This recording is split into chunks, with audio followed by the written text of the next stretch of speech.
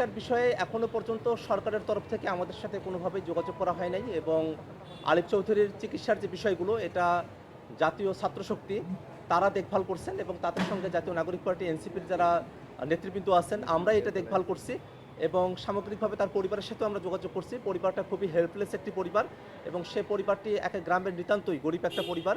সে পরিবারটা অনেক ভেঙে পড়েছে, কিন্তু আলিফ চৌধুরী তার একটা চোখ হারানো সত্ত্বেও আলিফ চৌধুরী মানসিকভাবে তিনি তার যে দৃঢ়তা দেখিয়েছেন সেটা আমাদেরকে অভিভূত করেছে। আমরা আলিফ চৌধুরীর মতো যারা সাহসীরা আছেন তাদের পাশে আমরা থাকবো। অবশ্যই সরকারকেও তাদের দায়িত্ব গ্রহণ করতে হবে, কেননা সরকার দলের ছাত্র সংগঠন, ছাত্রদল, যুবদল তাদের হামলাতেই তারাই রড দিয়ে আঘাত করে আলিফ চৌধুরীর এই চোখের ক্ষতি করেছেন এবং আলিফ চৌধুরীকে এক চোখে অন্ধ করেছেন।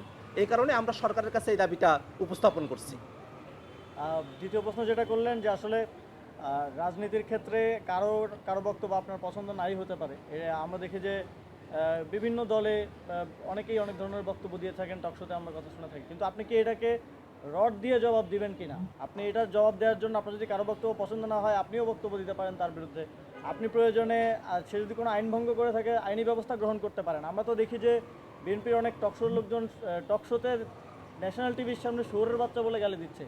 তাই কি এখন আমি রড নিয়ে গিয়ে দৌড়াবো? যদি এটাই হয় বাংলাদেশে, তাহলে তো দেশের আইনের শাসনের প্রয়োজন নাই এবং দেশে আসলে গণতন্ত্র বলেও আর কিছু প্রয়োজন নেই। আমরা তাহলে ওই বর্বর যুগে প্রবেশ করতে পারি, একজন আরেকজনের মাথা ফাটাতে পারি, চোখ অন্ধ করতে পারি।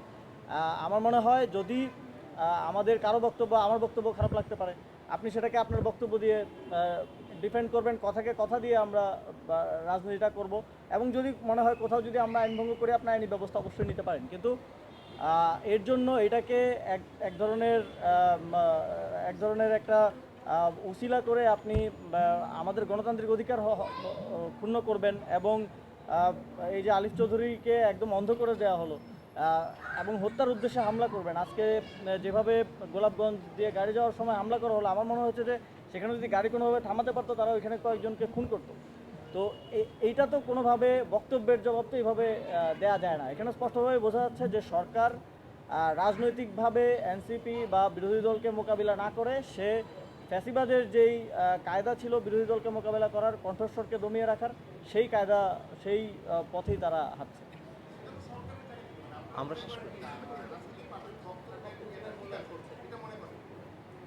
দেখেন, আমরা যখন বড় হই তখন আমরা আরেকজনের বক্তব্য শুনতাম। বিএনপিরই খুব বিখ্যাত একজন নেতা সালাউদ্দিন কাদের চৌধুরী, এবং আমরা এখনও আরও অনেকের বক্তব্য দেখি। কারণ সবার রাজনীতি বা মত প্রকাশের ধরনটা তো একরকম না, এটা স্বাভাবিক। সব দলেই অনেকেই আছেন, অনেকের বক্তব্য হয়তো আপনার আমার পছন্দ নাও হতে পারে। এবং আমি যেটা বললাম, টকশোতে গালিগালাজ আমরা প্রায় রেগুলার শুনি, জুতা পেটা কথা করার কথা শুনছি না। এখন এটাকে তো আপনাকে কথা দিয়ে কথাকে জবাব দিতে হবে। এখন এটাকে যদি আপনি মারধরের মাধ্যমে জবাব দিতে চান তাহলে তো এটা কোনো ফেয়ার ওয়ে হতে পারে না। ধন্যবাদ ধন্যবাদ আপনাদের সবাই।